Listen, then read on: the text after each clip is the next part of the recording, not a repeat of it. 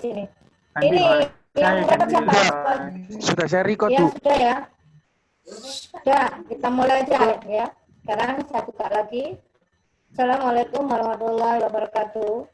Waalaikumsalam. Waalaikumsalam warahmatullahi wabarakatuh. Untuk pagi hari ini kita pada materi topik 13 yaitu tentang perhitungan angka pengganda atau multiplier. Di sini nanti akan dipresentasikan oleh kelompok 3. Kalau ada pertanyaan bisa ditanyakan di akhir presentasi. Sudah Mbak, silakan untuk dipresentasikan untuk menghemat waktu. Saya mulai ya, Bu. Iya, silakan. Oke. Silakan, Mbak.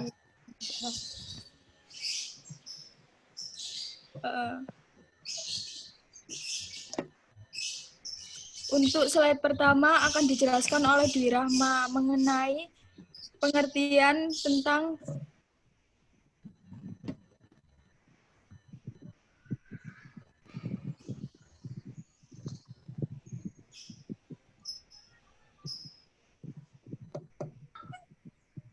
arti multiplier. Pengertian dari multiplier atau pengganda adalah suatu koefisien atau angka yang dapat menjelaskan besarnya tambahan pendapatan nasional. Penjelasan lain dari multiplier yaitu menggambarkan perbandingan antara jumlah pertambahan atau pengurangan dalam pendapatan nasional dengan jumlah pertambahan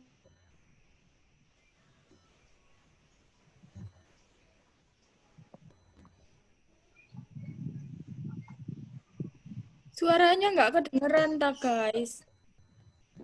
Halo, Berput. suaranya putus-putus Mbak ini dari sini juga. Iya, suaranya putus Iya. ya, gema. Iya, menggema dan putus-putus. Ganti aja yang itu, yang presentasi mungkin yang lebih sinyalnya lebih bagus. Ganti aja Mbak. Wah ya. Iya. Yang sinyalnya bagus saja, silakan yang jadi hostnya, yang presentasi. Arti multiplier atau pengertian dari multiplier atau pengganda adalah suatu koefisien atau angka yang dapat menjelaskan besarnya tambahan pendapatan nasional sebagai akibat dari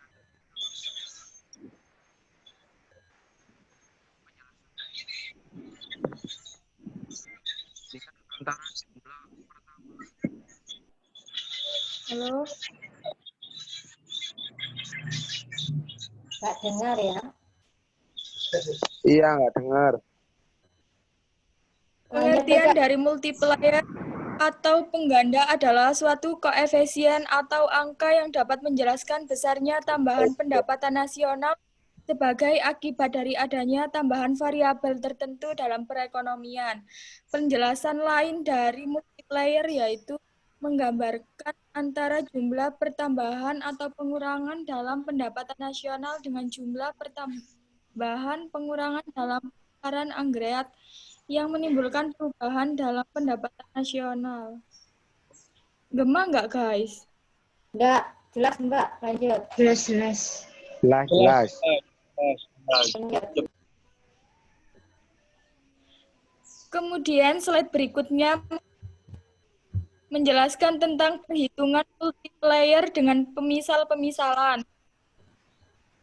Adalah faktor lipat ganda angka pengganda sebagai akibat perubahan, tambahan, atau pengurangan salah satu faktor penyusun variabel atau pendapatan nasional, yaitu Y. Oleh karena Y dipenuhi oleh C, I, G, T, X, TR, X, M, maka akan ada multiplier C, I, G, T, X, TR, X, dan M. Slide selanjutnya. Misalkan multiplier konsumsi dari pengeluaran pemerintah dengan cara penurunan rumus yang sama dengan multiplier investasi akan diperoleh rumus masing-masing multiplier. Jadi ini rumusnya multiplier ini sebagai berikut yang ada di layar kalian, guys. Ya, lanjut. Kita lihat sendiri. Next. Perhitungan angka pengganda dengan pendekatan dua sektor. Dalam perhitungan nilai multiplier dimisalkan sebagai berikut. A. Fungsi konsumsi C sama dengan CO plus BY. Keterangan C adalah konsumsi, CO adalah konsumsi otonom saat Y sama dengan 0. B. MCP, marginal propensity to consume. Y. Pendapatan nasional. B. Fungsi tabungan. S sama dengan CO plus 1 min B, Y. Keterangan, S itu tabungan, CO itu tabungan, S saat Y sama dengan 0. 1 sampai B sama dengan nilai MPS, marginal propensity to save. Y, pendapatan nasional. Fungsi investasi 1 sama dengan 1O plus ER. IO sama dengan investasi saat ini. MPI, marginal propensity to invest. Rumusnya sebagai berikut ya di layar. Bisa kalian screenshot atau nanti dikirim di grup kelas biar menghemat waktu ya. Ya, lanjut. Lanjut, Next. Perhitungan angka pengganda dengan pendekatan 3 sektor. Pendekatan 3 sektor adalah perekonomian yang terdiri dari sektor rumah tangga, perusahaan, dan pemerintah. Dalam perekonomian ini disebut juga sebagai perekonomian tertutup karena kegiatan perekonomiannya berkecimpung hanya dalam negeri sendiri tanpa adanya kerjasama perdagangan dengan pihak luar.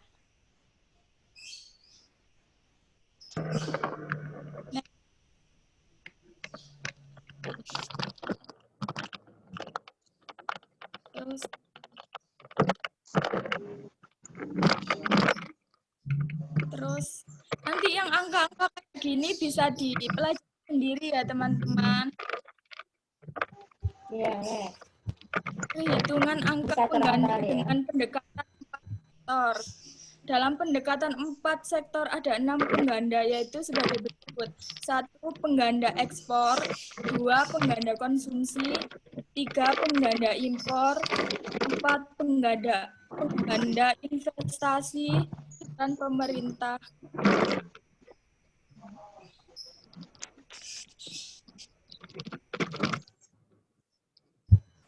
Lanjut.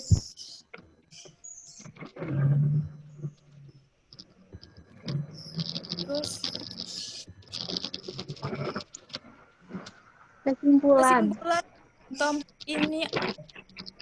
kesimpulan dalam topik ini, kita telah membicarakan peranan yang dimainkan oleh pemerintah dalam fungsinya sebagai pelaku kegiatan ekonomi.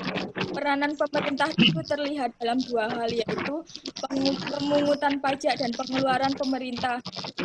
Dalam pajak itu, pajak terdiri 2 macam, yaitu pajak langsung dan pajak tidak langsung.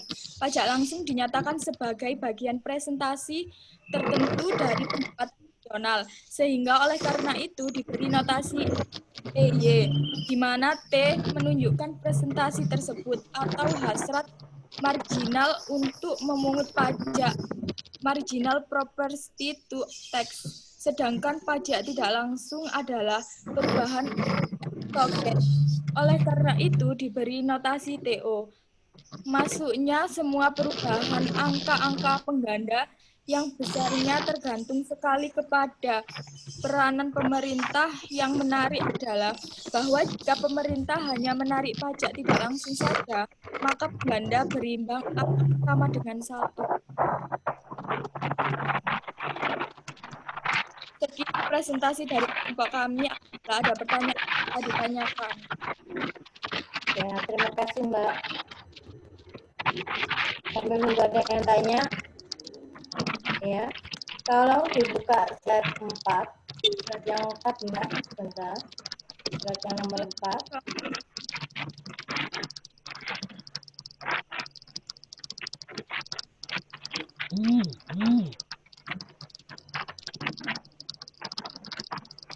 Ya, sudah. Untuk multiplier. Multiplier ini untuk simbolnya adalah K, ya. Pada multiplier di sini perhitungannya ada multiplier pemerintah, ada multiplier investasi, ada multiplier pajak, transfer, ekspor, dan impor. Di sini Anda menulis tentang fungsi konsumsi. Halo, Pak Pemerintah ya. Untuk fungsi konsumsi itu sudah benar rumusnya. C sama dengan C0 plus BY. Ya. Ini fungsi konsumsi. Sedangkan untuk penulisan fungsi saving, Anda lihat yang B. Halo, benar? Iya, dengar. Bu. Ya, ini kemeresek. Mungkin di-mute yang mana ya? Apa ini di-mute, Rek? Apa ini, Rek?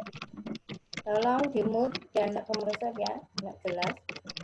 Untuk fungsi saving, fungsi tabungan yang B, itu S sama dengan bukan C0, karena ini saving, maka adalah S0.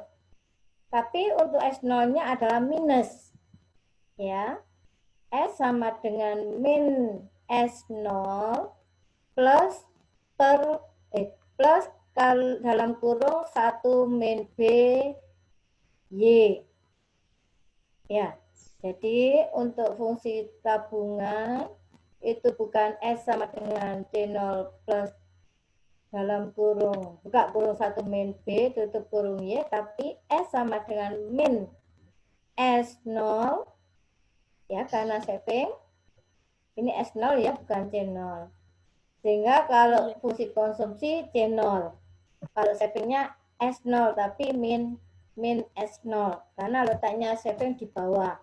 Kalau konsumsinya letaknya gambarnya di atas. Ya. Next.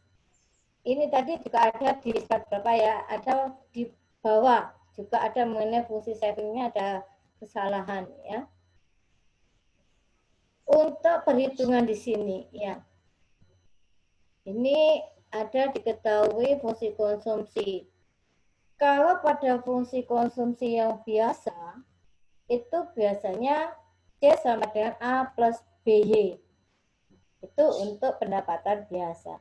Tapi kalau sudah nanti ada pajak, TX dan TR, maka fungsi konsumsinya nanti menjadi C sama dengan A plus BYD.